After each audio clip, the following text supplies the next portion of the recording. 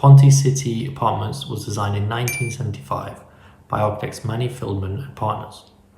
When it was constructed, it was the third highest building in the continent, and it was the tallest residential tower in Africa.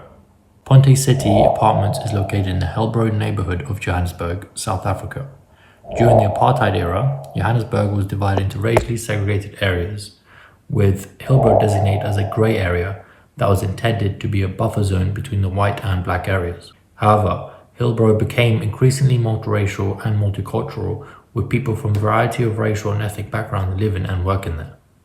While this does sound somewhat ideal for an area to become more multiracial, in a nation where an apartheid existed, this actually led to a lot of crime. The project was intended to provide luxury apartments in the heart of Johannesburg. The hope was that it would become a symbol of progress and modernity in South Africa, but that is not what happened. The building style resembles that of brutalist architecture, which was popular in the mid-20th century. The style emphasized concrete and geometric shapes, as well as function over form. The building's cylindrical shape is intended to maximize sunlight for all residents, while its hollow concrete core is designed to allow for natural ventilation. However, what you actually get is one of the most dystopian-looking apartments to ever exist. It's actually featured in many dystopian films, like Judge Dredd, for example. The internal hollow core is surrounded by concrete, and the only bit of natural light you see is from the very top, and this gives more of a prison feel than a residential complex. The building has 54 floors containing apartments of 1 to 3 bedrooms. The building's central space is a large open area that serves as a public meeting place. A large service core interrupts the cylindrical shape, which helps to make it look even more malicious in its intent. Ponte City Apartments' design has become an iconic piece of architecture, not only for South Africa, but also the world as a urban hell of sorts. There are many reasons why Ponte City would have failed, one of which is actually the time it was built in South Africa. During the time it was built, there was an apartheid era in South Africa, a time of strict racial segregation and social inequality. Apartheid derives from the African word meaning apartness, and it was coined by the National Party in South Africa. The apartheid system created a deep divide between races and groups of people, which ultimately affected the social and economic fabric of the society at the time. One of the primary reasons for the decline of Ponte City was the high levels of poverty and unemployment in the surrounding area.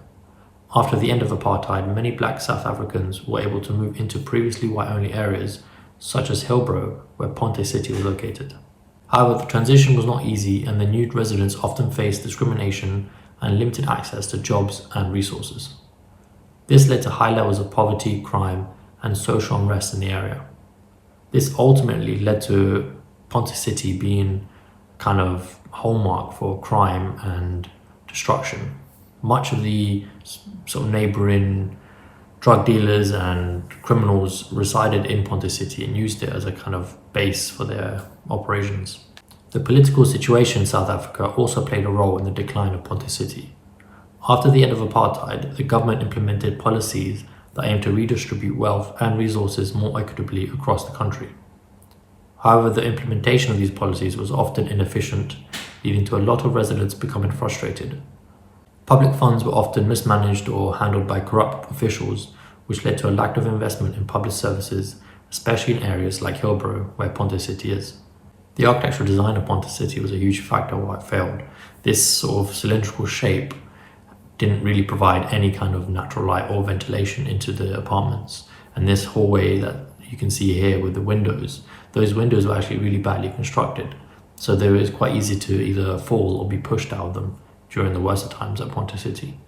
There are some ways that Ponte City could be improved in its design and execution, which would enhance the lives of the residents. The density of Ponte City could be reduced. At its peak, the building housed around 10,000 residents, which is much more than it was designed for. By reducing the amount of units, the building could have allowed for more living space and better living conditions. More green spaces and recreational areas could have been incorporated into the design. The architecture lacked any real outdoor spaces, and the few that actually existed were mostly used for criminal activities. Better security measures would have helped to deter criminal activity. If the building had security cameras, controlled access points, or security personnel, it would have helped to further deter crime and provides the residents with a sense of security and safety. The building's design should have incorporated more natural light and ventilation. Many of the units lacked access to natural light and fresh air, which made the living conditions uncomfortable and unhealthy for all the residents. In 2009, the building underwent a major renovation, which included improvements to the facade, new windows, and upgrades to the electrics and plumbing. The renovation also included the creation of new common areas and amenities, such as rooftop garden, gym, and swimming pool. As a result of these improvements, Ponte City is now a more desirable place to live for young professionals. The apartments are known for their unique and eclectic design. It has now 486 apartments and 600 parking spaces for the residents. There are various issues with Ponte City that potentially led to its downfall, like either architectural design or the political issues or social issues of the surrounding area. The two biggest contributing factors, I feel, are the location and the timing of it being constructed. During such a sensitive time in South Africa's history, it didn't need such a hugely dense building to be placed in the sort of grey area within Hillbrow. Because it was constructed at such a sensitive time in South Africa's history, and because it was located in a grey area, so to speak, in Hillbrow, it led itself to become a hotspot for crime. And because it was so densely populated, with over 10,000 residents at one time, it led to so much crime happening in such a small area of the city that it kind of grew out of control. And while the sort of extra security measures would have potentially helped, or even just a better designed building through lighting, natural ventilation, would have helped the atmosphere, it's hard to suggest that it would have really solved anything, because I think the timing and the location of it being built, it was inevitable.